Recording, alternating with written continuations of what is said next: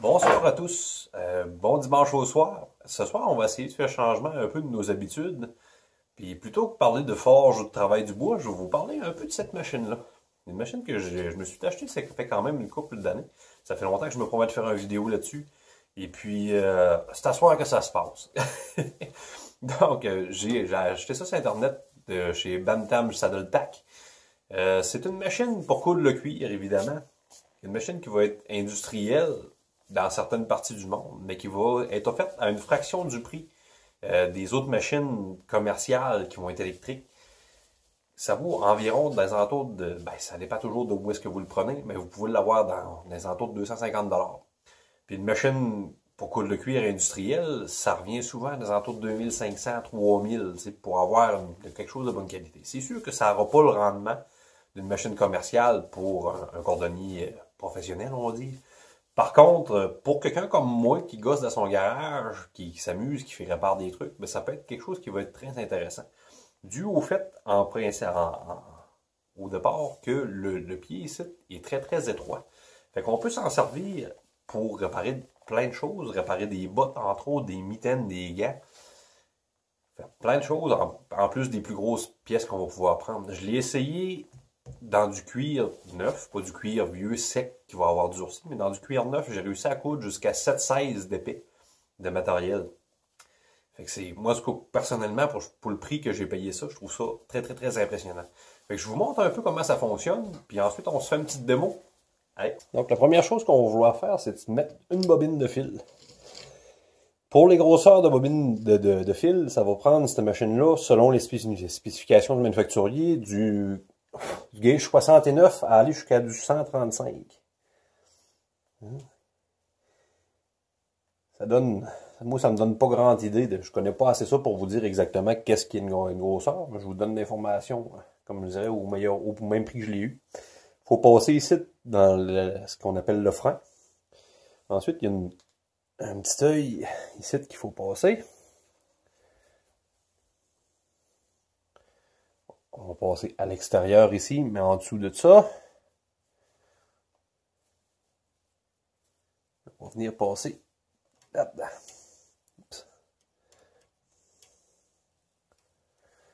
Voilà. Une fois que ça est fait, on va juste vouloir prendre l'outil qui est fourni avec la machine. Et au bon endroit, on va venir insérer la baguette, juste pour venir chercher notre fil en haut ici, comme ça. Puis le passer à l'intérieur du guide, du tube guide. Ensuite, dans le pied, il y a cette partie-là ici, qui va servir vraiment pour retenir ce qu'on appelle la canette. On va sortir une petite longueur de fil. Et ça, je trouve ça un peu particulier à faire. Hein. C'est pas toujours évident. J'ai pas nécessairement des gros doigts, mais j'ai pas non plus des petits doigts de fée. Et puis, on va vouloir le faire comme ça. On va venir passer le fil à l'intérieur.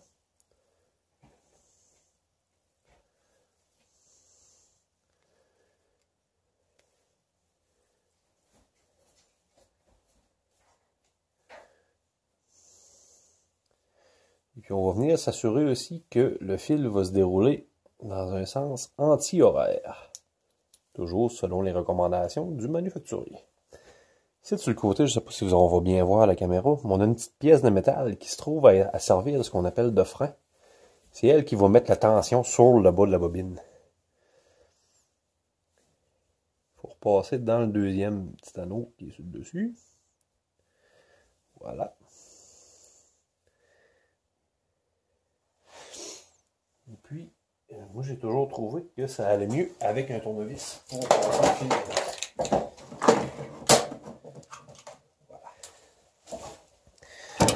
Encore une fois, je ne sais pas si vous allez bien voir. Et voilà. Je passe le fil derrière la petite palette de métal, comme ceci.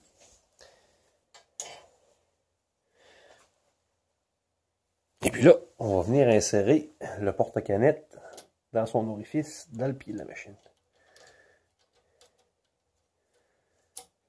Voilà. Même si on n'a pas un éclairage optimal, ici sur le côté, il y a une petite encoche où est-ce qu'on va vouloir venir passer le fil pour ne pas le couper. Quand on va refermer le panneau. Évidemment, il faut positionner la roulette au bon endroit.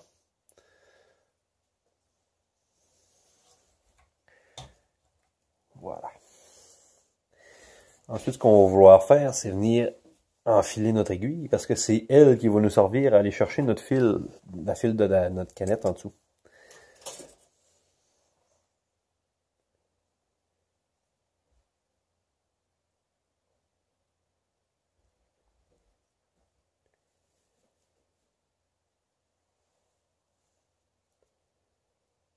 Encore une fois, j'ai pas des petits doigts de feuille, hein.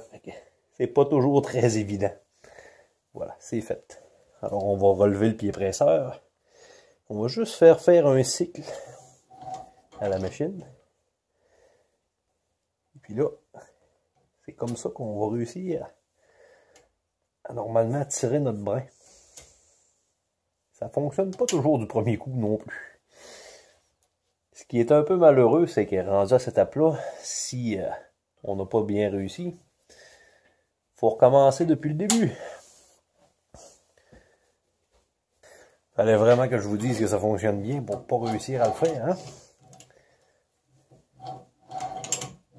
Ah, je l'ai eu. Voilà. On va juste tirer la boucle, comme ça.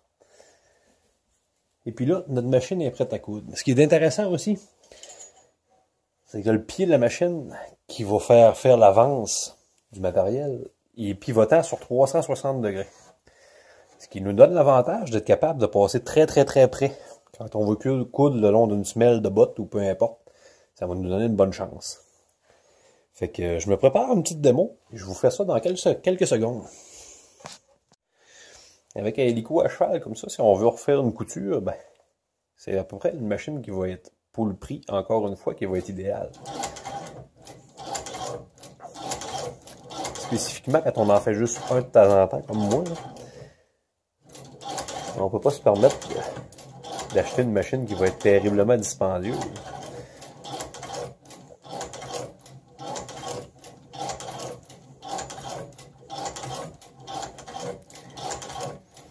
Pour les informations que j'ai au sujet de ce modèle-là, c'est que ce serait une réplique d'une machine Signeur 29K, qui est une machine qui a été quand même assez populaire à son époque. Qui était réputée pour être solide, pour faire des beaux points de couture, surtout dans des endroits exigus.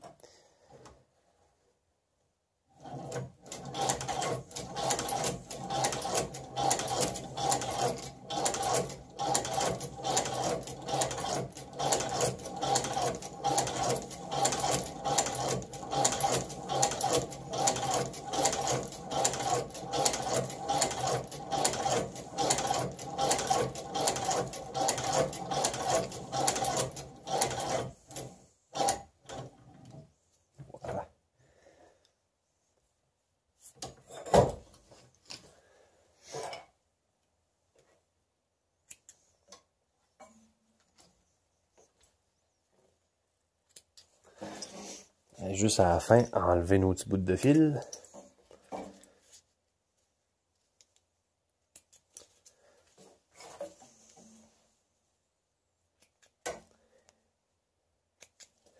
Il nous donne un résultat qui va quand même être totalement acceptable. On voit que je suis pas un cordonnier professionnel, mes coutures sont pas des plus droites. Par contre, je peux vous dire que ça va être solide. Okay, c'est pas les premiers que je couds avec. Ça va très souvent lâcher ailleurs que à l'endroit où c'est que moi j'ai cousu. On y va pour notre deuxième exemple. Ici, j'ai une paire de mitaines qui sont en peau de mouton. Encore une fois, là, je suis dans le trou du pouce. Là, ça fait très très très bien pour faire ce que j'ai à faire là-dessus. La seule affaire qu'il faut surveiller, quand on fait du cuir de même avec la fourrure, il faut vraiment s'assurer de coudre dans le cuir, pas juste dans le poêle.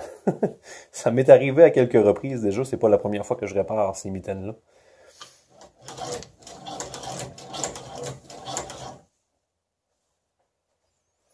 Mais encore une fois, la machine, très très très géniale pour faire ce genre de projet-là.